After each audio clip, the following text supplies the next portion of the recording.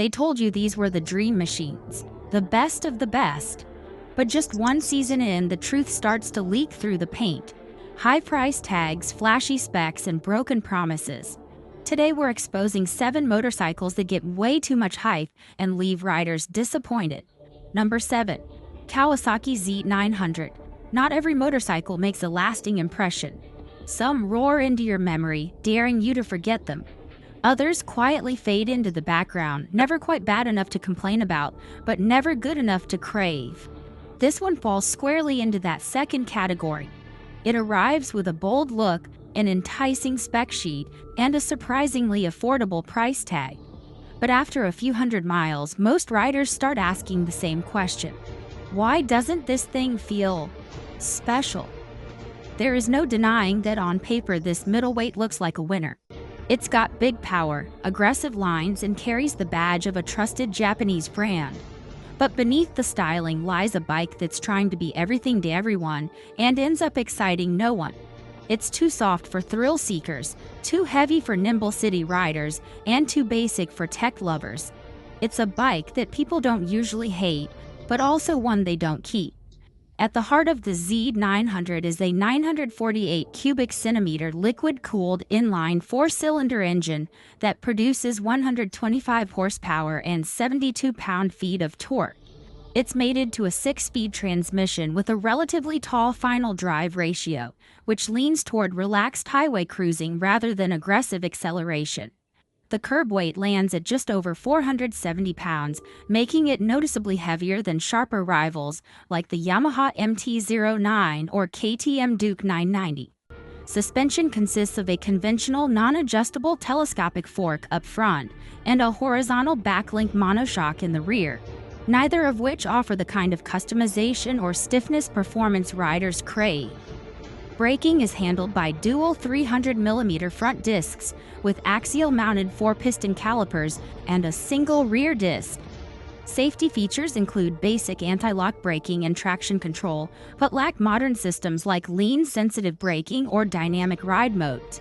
The seat height is 30.1 inches, fuel capacity is 4.5 gallons, and stock tires are basic OEM-grade compounds that most riders swap out immediately.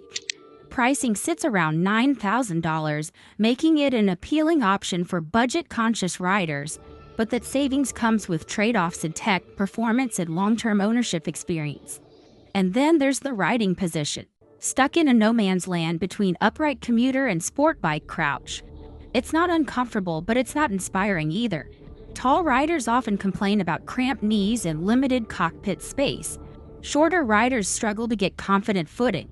The mirrors buzz at high revs, the clutch feel is vague, and the dashboard feels like it's straight out of the last decade. Most riders describe their time with the Z900 the same way. It's a stepping stone. A bike they bought used and then traded in as soon as they discovered something more exciting, more comfortable, or more capable. And in today's hyper-competitive middleweight segment, that's a hard position to recover from. The Z900 isn't broken. It's just boring. And in a world filled with wild triples, torque-rich twins, and razor-sharp electronics, that might be the most unforgivable sin of all. But if speed is more your ting, wait until you hear about the next bike. Number 6. BMW S1000 Rams. This is supposed to be one of the most elite motorcycles ever built. On paper, it dominates. On the track, it's blisteringly fast. But in the real world, the experience falls flat.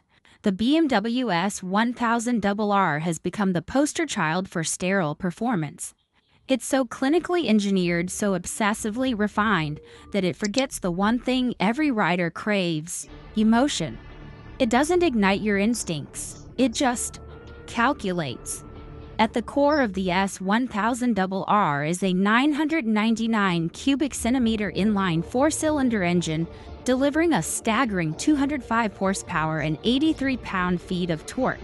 It's paired with a 6-speed gearbox, slipper clutch, and a bi-directional quick-shifter for race-style performance. The bike weighs approximately 434 pounds wet, making it competitive in the superbike class but not class-leading. Suspension is handled by a fully electronic semi-active dynamic damping control system, responsive and adjustable but known to be fragile under long-term road stress. Braking duties are managed by dual 4-piston calipers on 320mm discs in the front and a single rear disc, all governed by BMW's ABS Pro and cornering-sensitive braking logic. Tech-wise, the bike features a 6.5-inch TFT display, multiple ride modes, wheelie control, launch control, cruise control, dynamic traction management, and electronic engine braking. Fuel capacity is 4.4 gallons, and seat height stands at 32.4 inches. The base model starts near $17,000, but fully spec'd out it approaches $25,000. And that's where the problems start. For that kind of money, you expect not just performance, you expect passion. But instead of heart-pounding rawness, the BMW gives you controlled power delivery that often feels more like remote control than rider engagement. Traction control, wheelie control, and ABS are all excellent, until they aren't.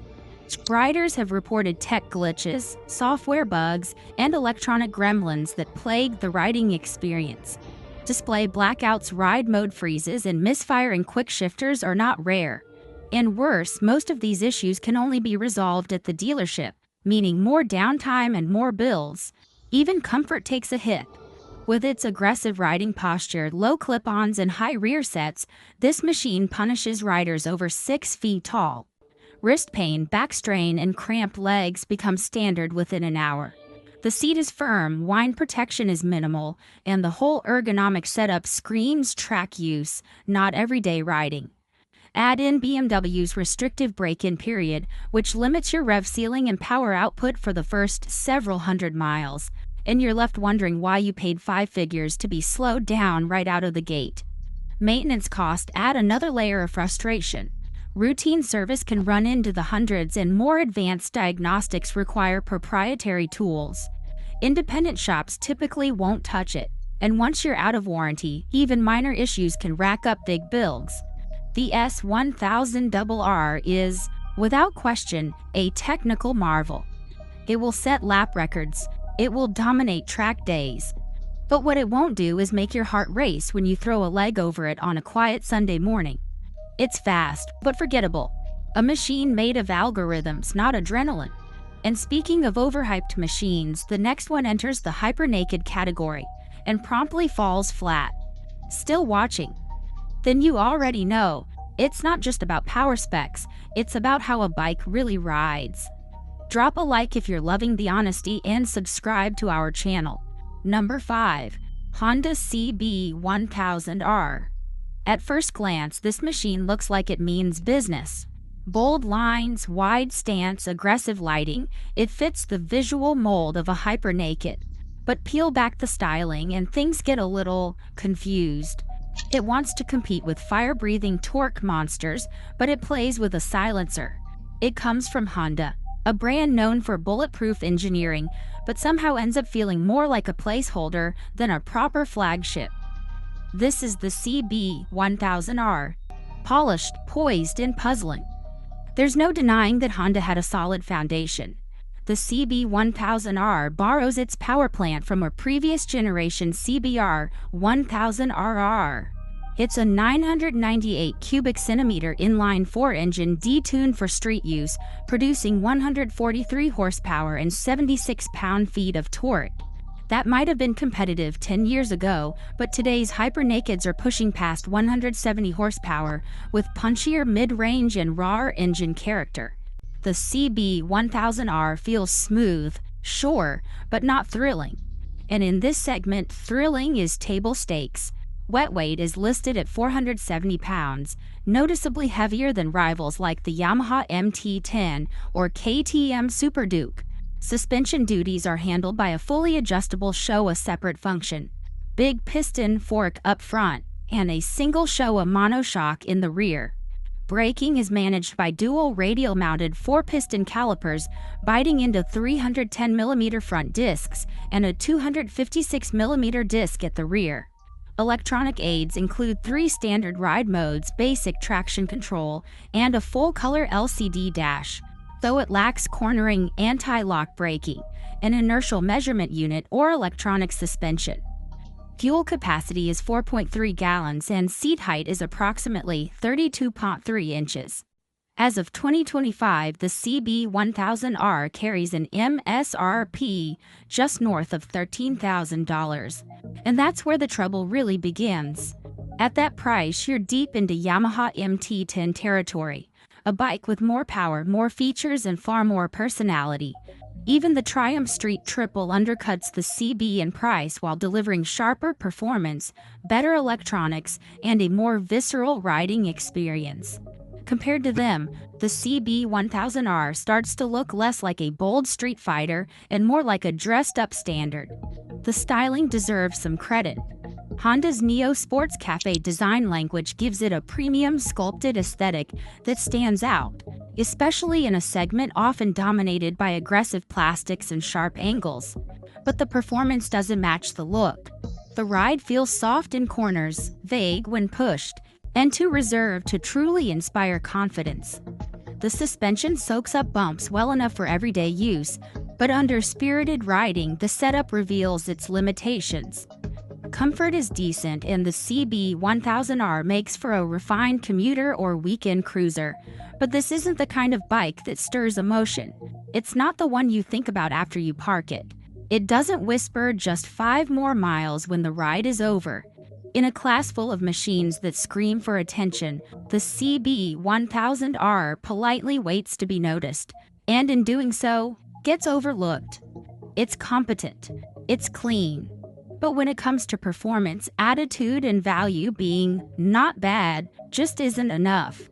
If that seemed mild, the next bike takes performance marketing to absurd extremes, without the comfort to back it up. Number 4. Ducati Multistrada V4. It looks like a mile-munching masterpiece. Sleek lines, aggressive stance, and a spec sheet that reads like a dream for globe-trotters. But once you start living with it, the illusion fades fast. The Ducati Multistrada V4 draws you in with Italian flair and promises of versatility, power, and comfort. What it delivers, however, is a heavy, thirsty, high-maintenance machine disguised as an adventure tourer. It's not a disaster, but for a motorcycle that costs as much as a new compact car, the cracks in the armor are hard to ignore. Let's begin with the engine. The Multistrada V4 is powered by a 1,158 cubic centimeter V4 that pumps out a staggering 170 horsepower and 92 pound-feet of torque. That's superbike territory. But in an adventure touring context, it feels like bringing a chainsaw to a whittling contest. The power delivery is aggressive, borderline twitchy in low-speed environments, and totally unnecessary for the kind of technical or off-road riding the bike supposedly supports. Most owners never take it off pavement, and frankly, the bike isn't built for it. The entire bike weighs approximately 570 pounds wet. Suspension is semi-active and electronically adjustable via Ducati's Skyhook system, tuned primarily for road comfort with limited off-road range. Braking comes from top-shelf Brembo-style McCalipers, clamping on dual 320mm discs up front and a single rear disc, offering serious stopping power, albeit more than most riders will ever need. Fuel capacity is 5.8 gallons, but thanks to the engine's appetite, real-world range hovers around 140 miles. The seat height starts at 33.1 inches, which can be intimidating for shorter riders. The base model starts at just over $22,000, while the top-tier trims push well past $30,000 with options and accessories. And then there's the heat. In warm weather or stop-and-go traffic, the rear cylinder bank roasts your inner thighs and ankles. Riders in southern states often report discomfort bordering on unbearable. Pair that with mediocre fuel range and a tall, top-heavy feel, and you've got a bike that punishes you at the exact moments when it should excel. Comfort?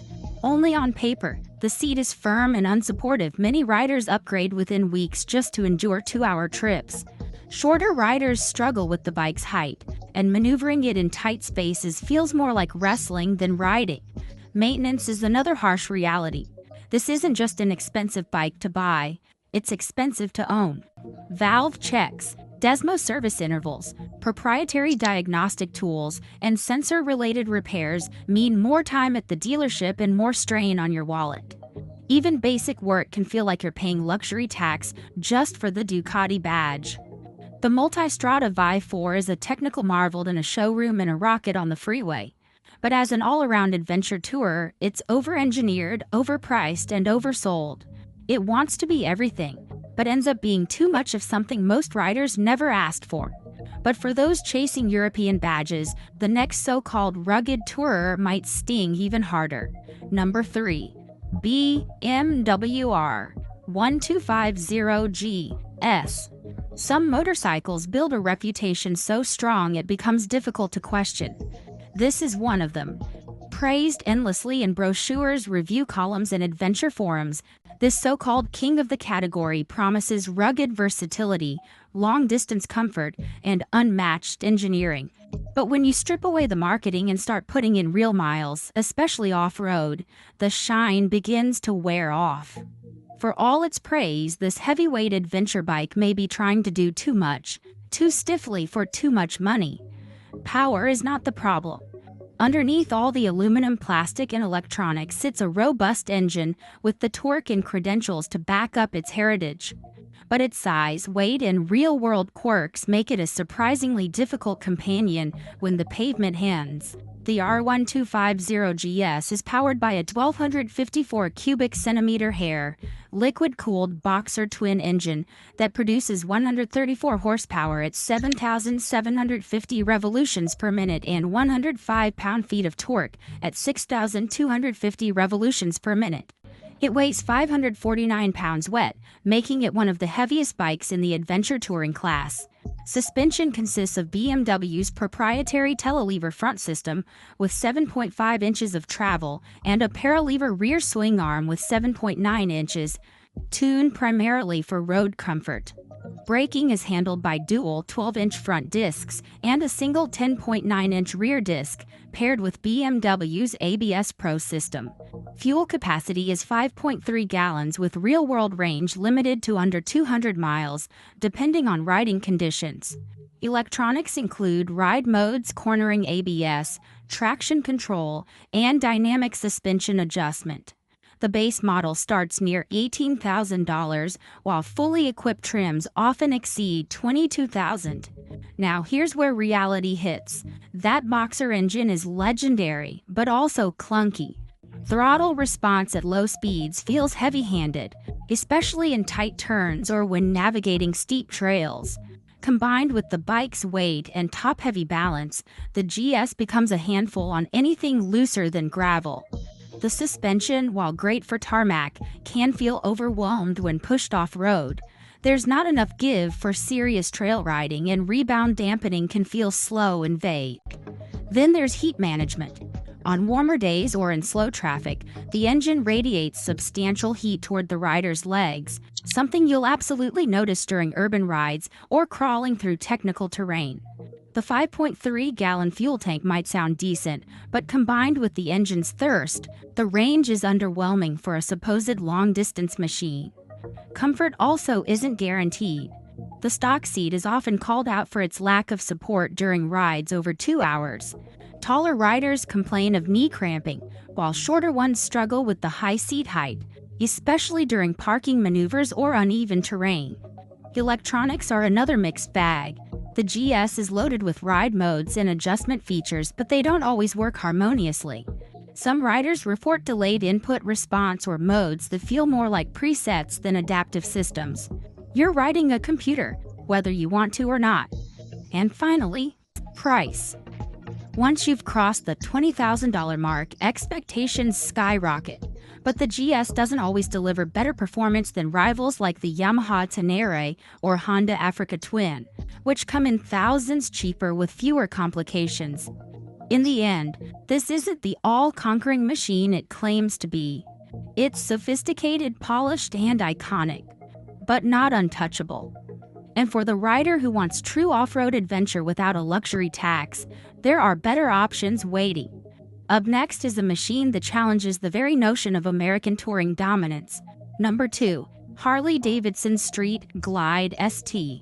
Spend nearly $30,000 on a motorcycle, and you expect something that feels cutting edge, something that pushes boundaries, not just checks boxes. Yet this so-called performance bagger feels more like a repackaged legacy product than a genuine contender in the modern touring class. Harley-Davidson might want you to believe this machine is born from racing heritage and muscle, but once you're in the saddle, the truth hits harder than the exhaust note. It's mostly a looker, not a performer. Aggression and styling, absolutely. It's got dark finishes, bronze accents, and a lowered stance that screams road presence. But underneath all the cosmetic upgrades, the mechanical experience doesn't match the marketing. In fact, the ride reveals a machine trying to keep up with an industry that's passed it by. The Street Glide ST is powered by Harley's Milwaukee 8 117 cubic inch V-twin engine, which translates to 1,923 cubic centimeters. It produces approximately 106 horsepower and 126 pound-feet of torque. That torque-heavy output is paired with a 6-speed transmission and belt final drive. Curb weight comes in at 827 pounds with, putting it among the heaviest bikes in its class. Suspension duties are handled by non-adjustable Showa forks up front and emulsion shocks with hydraulic preload adjustment in the rear. Braking is managed by dual 4-piston fixed calipers on 300mm front rotors, with a single rear rotor and floating caliper. Seat height is 27.4 inches. Fuel capacity is 6 gallons, and real-world range typically hovers around 200 miles. The Boombox GTS infotainment system includes GPS, touchscreen audio, and smartphone connectivity, but lacks Apple CarPlay or modern responsiveness. Pricing starts just above $29,000 and climbs rapidly with optional add-ons. Once you get rolling, the problems start to stack up. The weight makes low-speed maneuvering feel clumsy, while limited cornering clearance turns twisty roads into a workout. The suspension, while stiffer than standard touring Harleys, still bottoms out too easily on uneven pavement.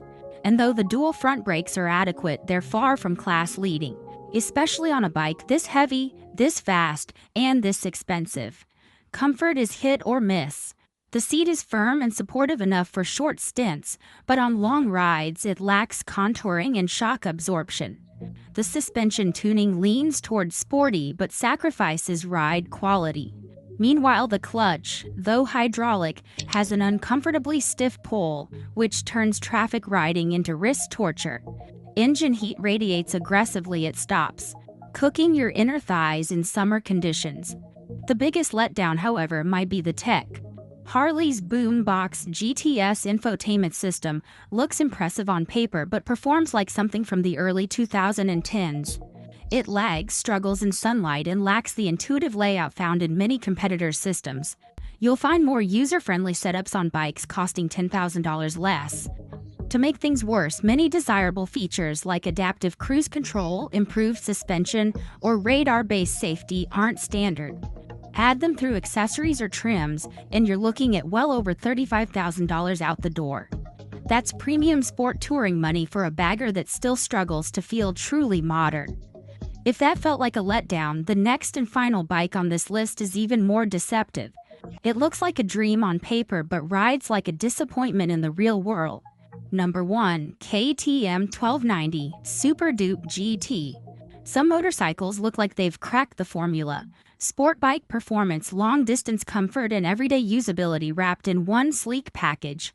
On paper, this one fits that bill perfectly.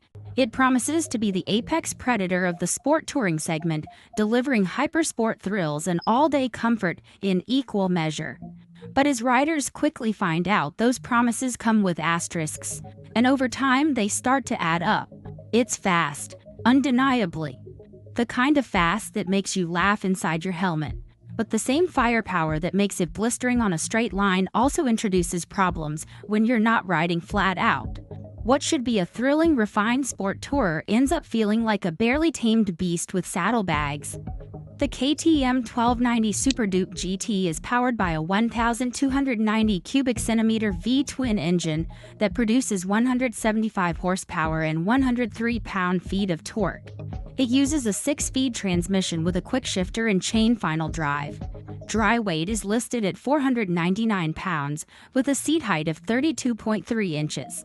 Suspension duties are handled by WP's semi-active electronic system, fully adjustable and adaptive to real-time road input. Braking is managed by dual front discs with Brembo calipers and a single rear disc, all tied into a cornering ABS system. The bike includes cruise control, heated grips, ride modes, lean angle traction control, and a TFT display. Wind protection comes from an adjustable windscreen. Pricing begins just above $20,000, depending on region and trim. And yet, despite the premium hardware and top-tier specs, the ride tells a different story. Throttle response is abrupt, jerky even, in all but the most conservative modes. Fueling inconsistencies at low RPMs only add to the frustration. It's exciting, yes, but refined. Not quite. Then there's the heat.